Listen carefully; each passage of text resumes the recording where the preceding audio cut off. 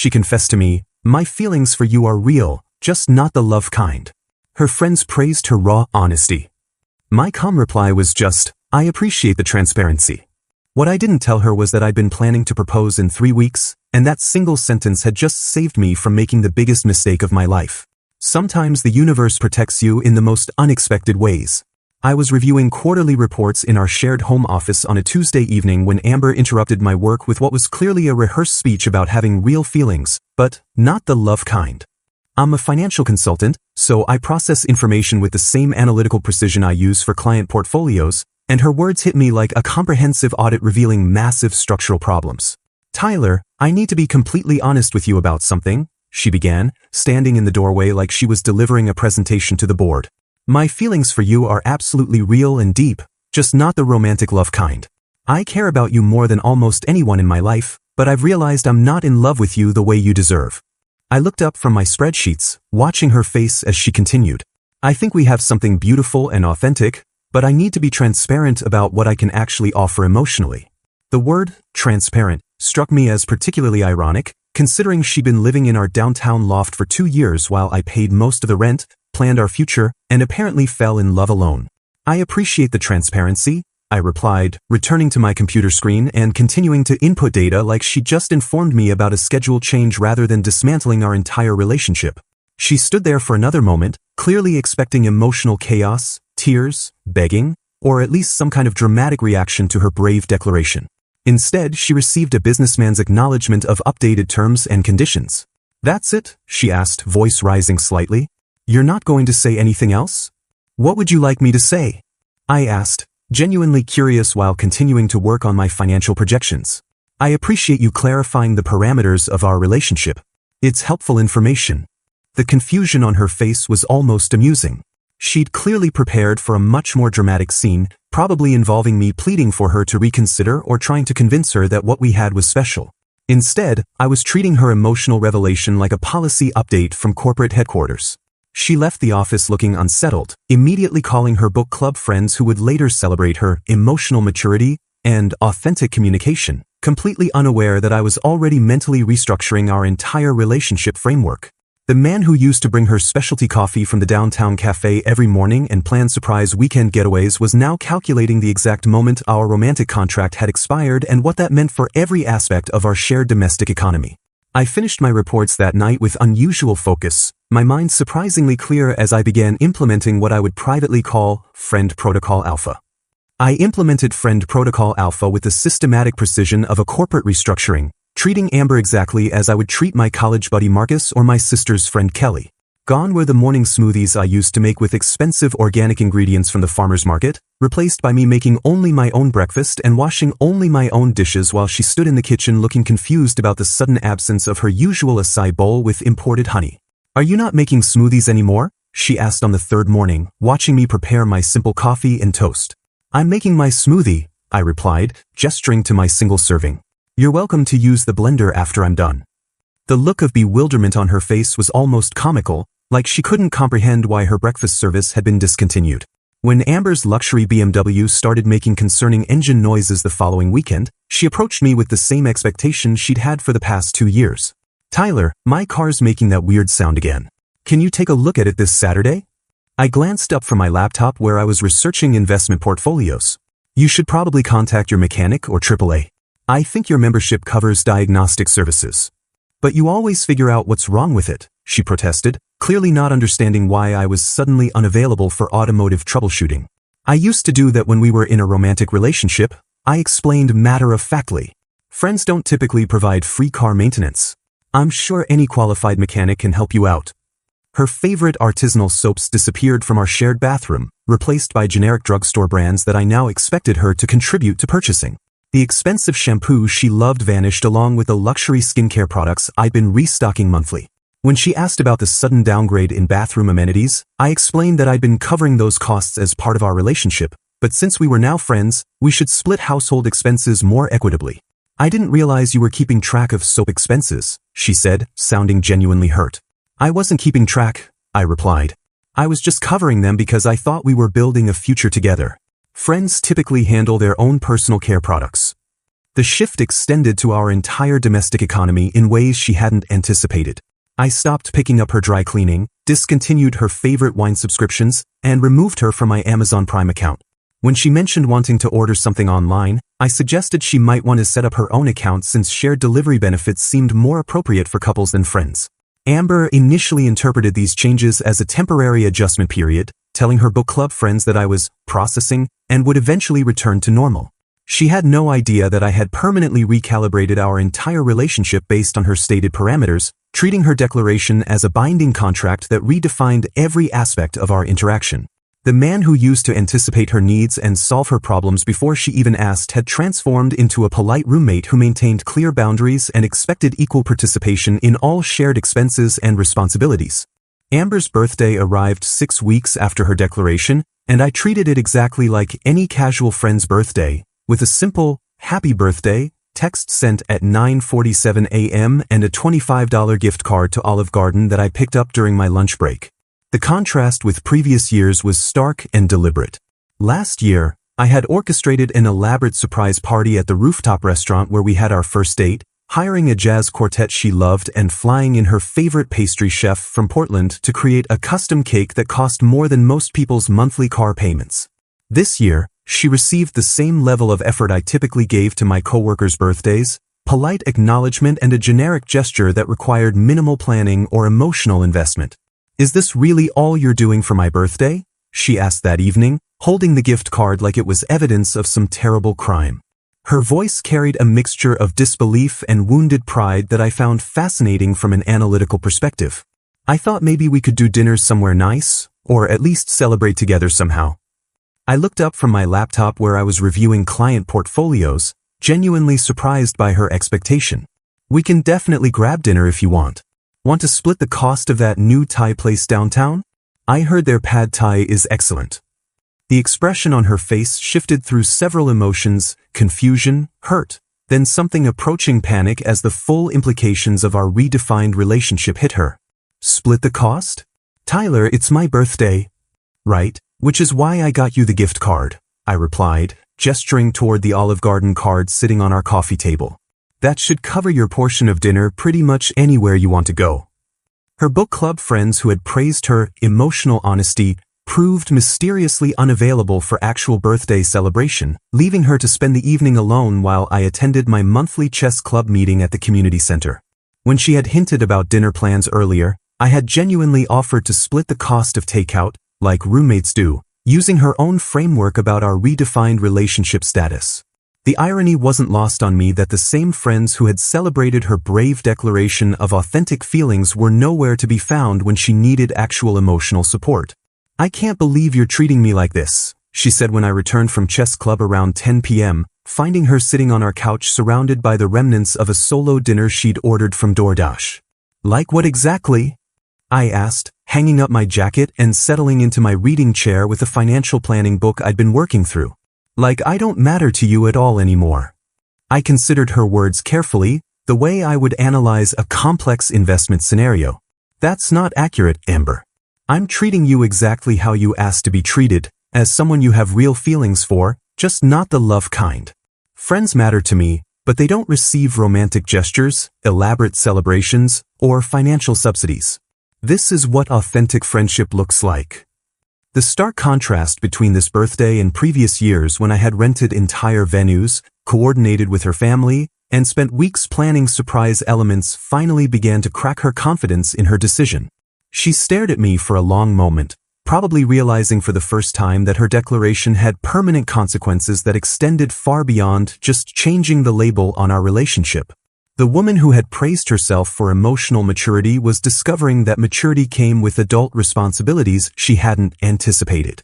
The hidden financial infrastructure of our relationship became brutally apparent over the following month when I systematically removed Amber from every shared account, membership, and service that I had been covering as part of our romantic partnership. I started with the health insurance, calmly explaining that my company's premium plan allowed coverage for spouses and dependents, but not for friends who had explicitly clarified their non-romantic feelings. "You're removing me from your health insurance?" she asked, staring at the official notification letter I'd placed on the kitchen counter next to her morning coffee. The annual enrollment period is next month, so I needed to update my beneficiaries and coverage, I explained while reviewing my own insurance options on my laptop. You'll need to either get coverage through your pottery studio or look into marketplace plans.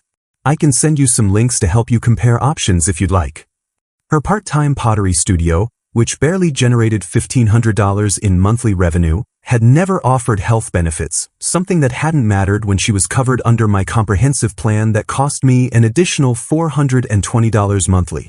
Next came the Costco membership, my Amazon Prime account, and the family cell phone plan that had been saving her nearly $200 each month. I don't understand why you're being so systematic about this, she said, watching me update account information on multiple websites while she stood behind my chair like a supervisor reviewing my work. These are just practical adjustments, I replied, clicking through another account settings page. I was covering these expenses because I thought we were building a shared financial future. Since you've clarified that we're friends, it makes sense to separate our accounts and let each person handle their own memberships and services. The luxury gym membership disappeared along with the high-end streaming services and monthly wine club deliveries that I had been treating as relationship investments rather than keeping a detailed ledger. When her favorite yoga studio charged her credit card $350 for the monthly unlimited package she'd been enjoying, reality hit with mathematical precision. I had no idea you were paying for all of this, she admitted, sitting across from me at our dining table while reviewing a stack of bills that had suddenly become her responsibility. I wasn't paying for things, I corrected, looking up from my own financial planning spreadsheet. I was investing in our shared lifestyle because I thought we were partners building something together. There's a significant difference between charity and investment. Her credit card, which she had assumed was her own account, turned out to be a secondary card on my excellent credit profile, something I discovered when reviewing my monthly statements. Canceling it left her scrambling to establish her own financial identity with her limited income and virtually non-existent credit history. Tyler, my credit score is apparently 540, she said, staring at her phone screen in disbelief after applying for her first independent credit card. How is that even possible? You've never actually built credit in your own name, I explained, continuing to work on my quarterly budget projections. The card you've been using was attached to my account, so all the positive payment history was building my credit, not yours. You'll need to start with a secured card or maybe ask your bank about starter options. When her car insurance premium jumped to $412 monthly without my multi-vehicle discount, the true cost of her honest feelings declaration began hitting her bank account with relentless mathematical precision. I had been subsidizing her lifestyle to the tune of over $3,000 monthly, treating it as an investment in our shared future rather than keeping score, and she was discovering that independence came with a price tag she had never calculated. The woman who had praised herself for emotional authenticity was learning that authentic adult relationships required authentic adult financial responsibility. Desperate to provoke any emotional reaction that would prove I still cared about her romantically, Amber began staging increasingly dramatic scenarios designed to crack my new friendship-only demeanor. She started leaving her pottery projects strategically placed throughout our shared workspace, beautiful ceramic pieces that she knew I had always admired, hoping I would comment on them the way I used to when I would spend 20 minutes analyzing her artistic techniques and encouraging her creative development. Instead, I simply moved them to appropriate storage areas when they interfered with my own work, treating them like any roommate would handle someone else's belongings left in common spaces. You used to love talking about my art, she said one evening, watching me carefully relocate a glazed vase she had positioned directly in front of my computer monitor. It's beautiful work, I replied, setting it on the designated art shelf we had established for her pieces. I'm sure your pottery studio customers appreciate your skill. The clinical tone of my response, like I was commenting on a stranger's work at a gallery opening, visibly frustrated her. She began playing our old anniversary playlist on repeat through the house speakers, filling our loft with songs that had soundtracked romantic dinners, weekend trips, and quiet evenings when we used to plan our future together. I responded by purchasing noise-canceling headphones and continuing my work without acknowledging the musical manipulation, treating her emotional soundtrack like background noise that had no relevance to my current activities. Don't you remember what that song means to us? She asked during a particularly obvious attempt when she played the song from our first dance at her sister's wedding. I remember it was playing at Rachel's wedding, I replied, not looking up from my financial reports. Nice song. I should probably get some work done though. When she, accidentally, started wearing my dress shirts around the house, the same ones she used to borrow for lazy Sunday mornings when we would cook breakfast together and read the newspaper in bed, I responded with the practical concern of a responsible roommate. You've got several of my shirts, I mentioned casually while doing laundry. I'll need them back for work this week. Let me know if you need help sorting your clothes from mine. Her attempt at recreating our first date outfit, complete with the blue dress she knew I had always loved and the perfume she had worn that night 2 years ago, resulted in me complimenting her on looking nice for whatever plans you have tonight, before returning to my financial podcasts with the same enthusiasm I would show for a neighbor's dinner preparations. When she broke down crying about feeling lonely and disconnected, claiming that our friendship wasn't providing the emotional support she needed, I responded with the same helpful detachment I would offer to any friend experiencing relationship difficulties. Have you considered joining some local hobby groups? I suggested, pausing my podcast and giving her my full attention the way I would for any friend asking for advice. There's a pottery collective downtown that might be good for networking, and I think the community center has social activities for people looking to expand their social circle. You might also want to consider getting a therapeutic pet if you're feeling isolated. The complete absence of jealousy, possessiveness, or any attempt to solve her loneliness by resuming our romantic relationship forced Amber to confront the reality that she had successfully eliminated every trace of romantic investment from our interaction. My suggestions were genuinely helpful and delivered with the caring tone of a good friend, but they contained no hint that I saw myself as the solution to her emotional needs or that I was affected by her distress in any personal way. When our downtown loft lease came up for renewal 4 months after Amber's declaration, I calmly announced over breakfast that I had purchased a 1-bedroom condo in the financial district, with closing scheduled for the following month. The news hit her like a financial audit revealing catastrophic losses, her coffee mug freezing halfway to her lips as she processed what this meant for her housing situation. You bought a place without telling me? She asked, her voice climbing toward panic as the implications became clear. Without even discussing it? I looked up from the real estate documents I was reviewing, genuinely surprised by her reaction. I mentioned I was looking at condos a few weeks ago when you asked about my weekend plans. I didn't realize you needed updates on my personal financial decisions. The distinction was crucial. I had treated the condo purchase exactly like any major decision that friends might share with each other, mentioning it casually without seeking her input or approval because her opinion was no longer relevant to my housing choices. But what about our lease here? What about me? She asked, gesturing around the loft that we had shared for 2 years, where she had assumed we would continue living indefinitely despite having redefined our relationship. Your name isn't on the lease, I replied, returning to my paperwork. I've already given the landlord notice that I won't be renewing. You'll need to decide whether you want to take over the lease yourself or find alternative housing. I can provide a reference if you need one for rental applications. Her frantic confession came tumbling out that evening after she had spent the day calculating rental costs and realizing that the loft's $3,000 monthly rent was completely beyond her pottery studio income. Tyler, I think I made a terrible mistake, she said, sitting across from me at our dining table while I organized my moving timeline spreadsheet. I've been thinking about what I said, about my feelings, and I realize I was wrong. I do love you. I really do love you, and I want us to try again. I saved my spreadsheet and gave her my full attention, the way I would for any friend experiencing a major life crisis. It sounds like you're dealing with a lot of stress right now, I replied with genuine concern. Major life transitions often make people reconsider past decisions. That's completely normal and understandable.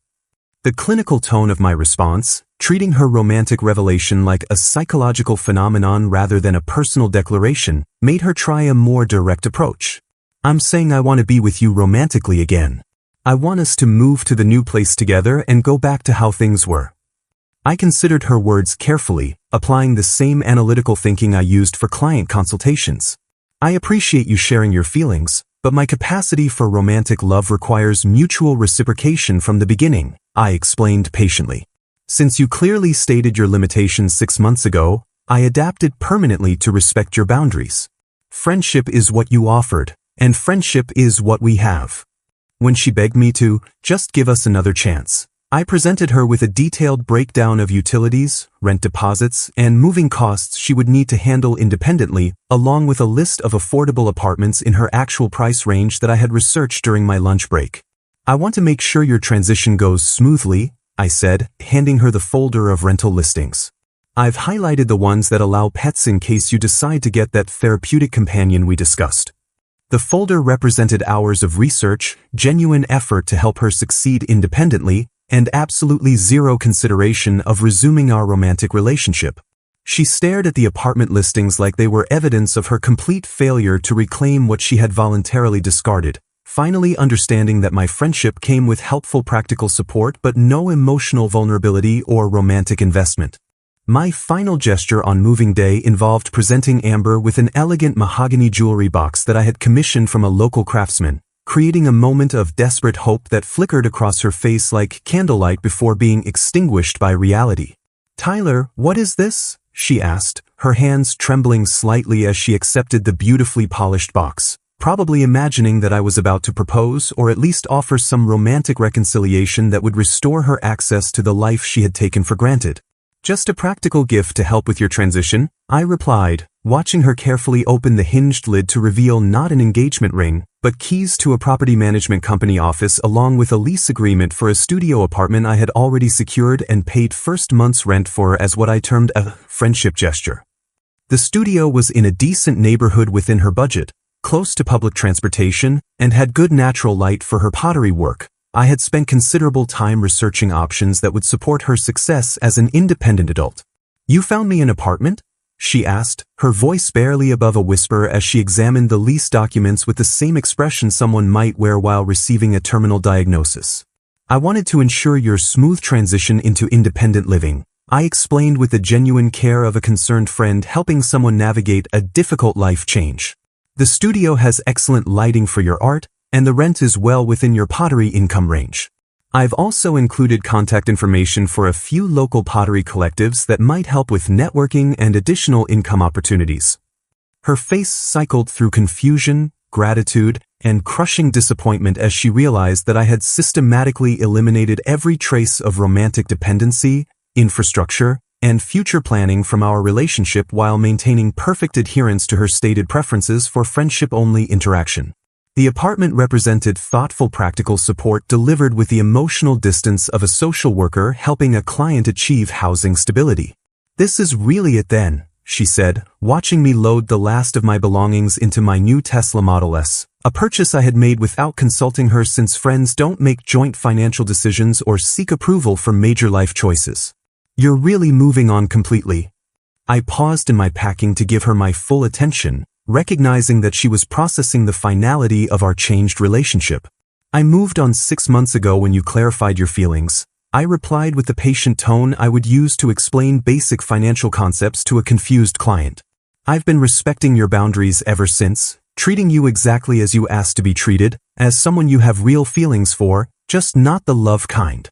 The irony of her situation became crystal clear in that moment. She had successfully achieved exactly what she had requested, a relationship with someone who wasn't romantically invested in her emotional well-being, someone who treated her with friendly respect but no passionate attachment or future planning. As I drove away from the loft where we had lived together for 2 years, I reflected on the engagement ring that was now returned to the jeweler, the proposal speech I had been rehearsing, and the European honeymoon I had been secretly planning before her declaration of emotional limitations had saved me from making a catastrophic investment in someone who saw me as convenient rather than essential.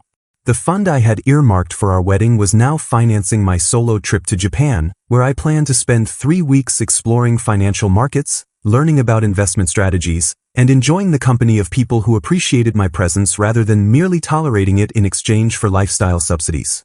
6 months later, mutual friends would tell me that Amber had moved back with her parents after struggling to maintain her independent lifestyle, that she frequently mentioned our relationship as the best thing she had ever lost, and that she had finally understood the difference between having someone who loved her and having someone who simply enjoyed her company while she happened to be around.